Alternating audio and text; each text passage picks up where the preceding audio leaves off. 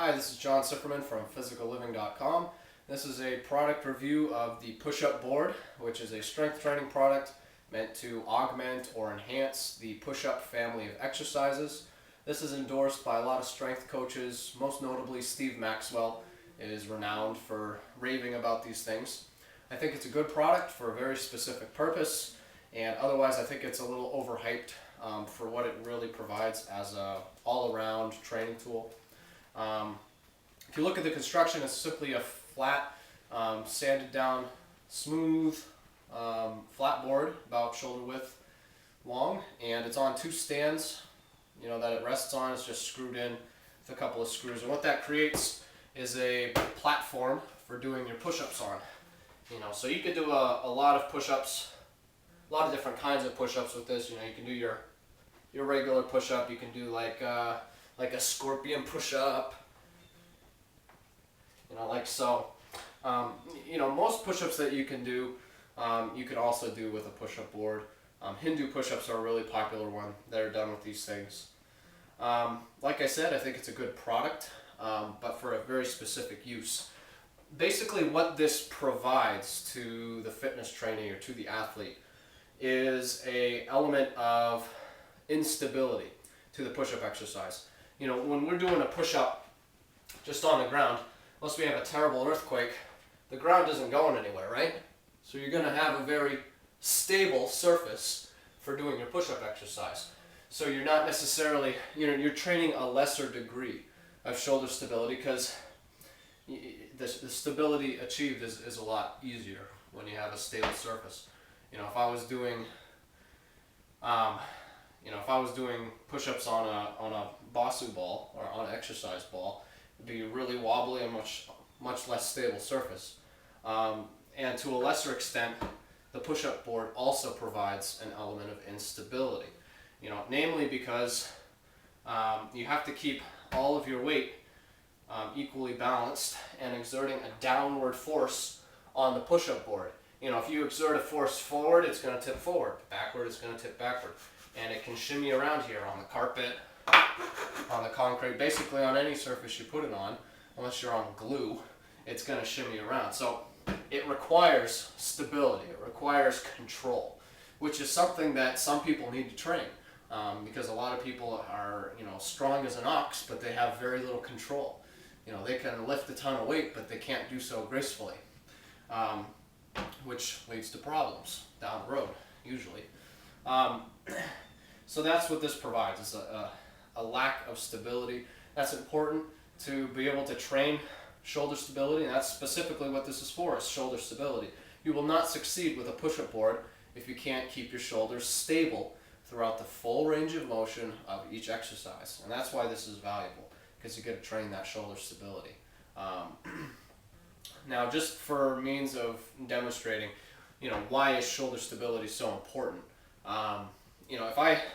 If I have a really loose shoulder, the shoulder is a joint that has a lot of range of motion. We can do a ton of things with the shoulder. It's really obvious how three-dimensional this joint is, whereas other joints, they definitely have quite a bit of range of motion, but it's very obvious with the shoulder, right? That we can do a lot with it. Now, that stability is important, because if we don't have the stability, then we leak energy somewhere in our movement.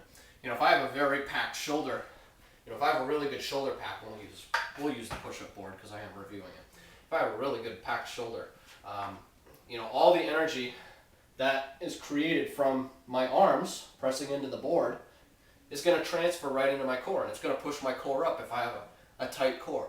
That's just demonstrating an effective, a successful completion of a repetition. And it's in part because I have a good shoulder pack. If my shoulders were up here, if my shoulders were loose, I'd be resting more on muscular strength than on structural strength.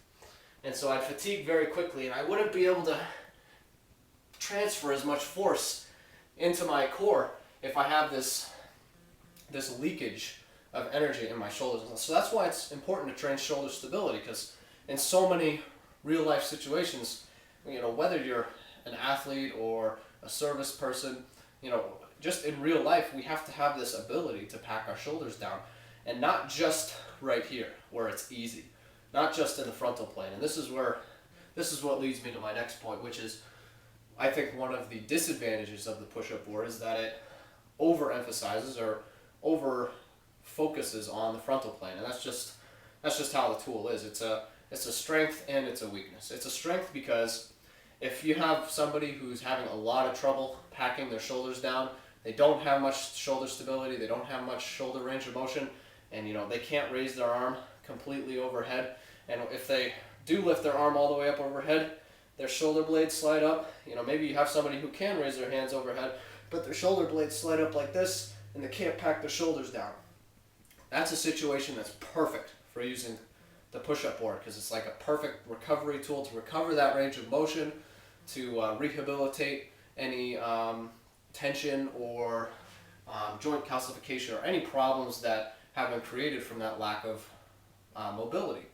And even if you're in great shape, even if you've been training for years, even if you got great weightlifting numbers, you might still need to rehabilitate that part of your body. If you can't raise your hands overhead and keep your shoulders packed down, then that's a limited range of motion, and that's a weakness. So, even if you're well trained, this might still be a good tool.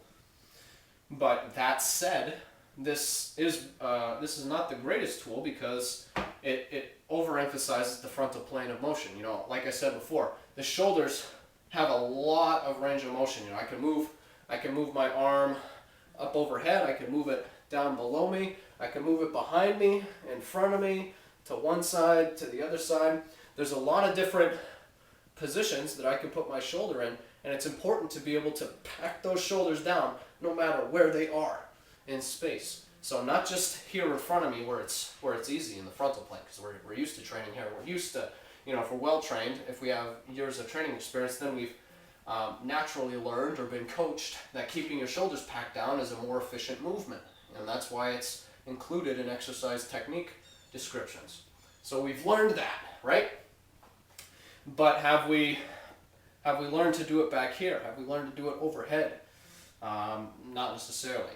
And that's where the push-up board can't really be used, is these other ranges of motion that we just can't do. We're so used to working right here in front of us in the frontal plane, and this is good for that. But outside of that, it's useless. So, like I said before, it's a good product for people who have limited range of motion, maybe some tension problems in their shoulder. They can't pack their shoulders in this frontal plane up overhead, especially, this is going to be one of the more challenging positions to pack the shoulder down, is back here behind your ear. And something that we need to improve, something we need to recover. And you can do that with the push-up board. Like a good exercise for that would be the Hindu push-up, because it trains a full frontal range of motion at the shoulder joint, the humeral part of the arm here. So with that said, let me think. Is there anything else that really needs to be said? Yeah, it's a good tool. It has a very specific purpose. It's perfect for the right person. Not the best tool for everyone else. A lot of people tend to rave about these things and overhype them and tell them it's going to change your life, literally. And it's not. It's just a tool. It's a good tool for a very specific purpose. If you're looking for another tool, perhaps to invest your money in that can train shoulder stability in all 6 degrees of freedom, in all 3 planes of movement, then I would suggest a pair of gymnastics rings, or even, honestly, some rope. If you don't have money for the gymnastics rings, you can use rope very similarly. You just tie a couple loops to give yourself some handles. Other great tool would be a club bell, which is an excellent tool for training full shoulder stability, especially with these shoulder circles with a club bell. You can swing a club bell because of its profile. You can swing it in all 3 dimensions. You can hit all 6 degrees of freedom with a club bell. Kettlebells to another extent, sandbags. Other tools can be used. So anyways, good product. I like it for the right purpose. Don't like it for the wrong purpose. I think there's better ways to train and achieve shoulder stability with other tools. Apart from that purpose, it's a cool party trick tool. You can do some cool stuff with it. You can do some impressive feats of strength. which I think does have value, but I probably won't be using this very much in my own training program. So this is John Sifferman from physicalliving.com. Hope you enjoyed this review, and pick up one of these push-up boards if it aligns with your goals, and would love to hear from you how you like it. So take care.